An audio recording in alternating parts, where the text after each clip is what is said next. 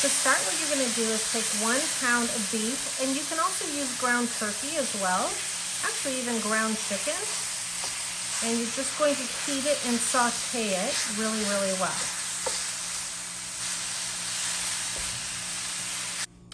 Now that it's cooked almost all the way, you're going to add in your spices and your sugar. So I have 2 tablespoons of chili powder. I have 2 tablespoons of cumin. You can add other spices if you want. And then I have 2 tablespoons of sugar, and what this does is it breaks down that heaviness of the spices and gives it a smoother taste to it. So go ahead and mix these in really good. You wanna mix the spices into your meat first before we add our extra ingredients. Stir that in really good. And now all we're really gonna do is just dump our cans of ingredients, which makes this recipe so simple, so quick, and so delicious. So the first thing we're gonna do is add in our 1 can of red enchilada sauce. I am using mild, but you can use hot. I've also got some black beans, giving even more protein and flavor.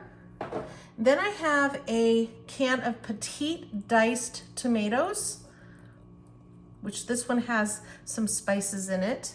And the last is our chili beans, or our kidney beans. I'm going to add those in. And what we're gonna do is just stir this all together and start cooking down some of that liquid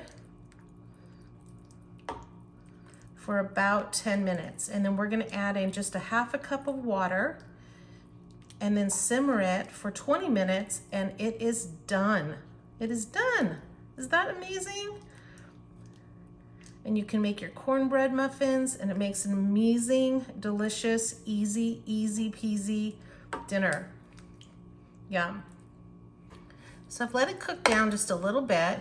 Now, you have to decide, do you like a thicker chili or do you like a thinner chili? If you like it like this, then it's almost done. Just cook it off just a little bit more. But if you like maybe a thinner chili, then you can add your 1/2 cup of water.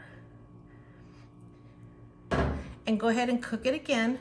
Turn your stove down to a low heat to simmer. Keep the cover off, you don't need to cover it.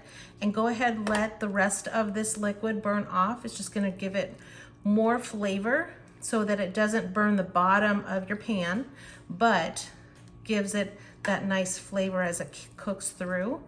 And then you're ready to serve it. Super simple, super fun, a recipe you're gonna make over and over again.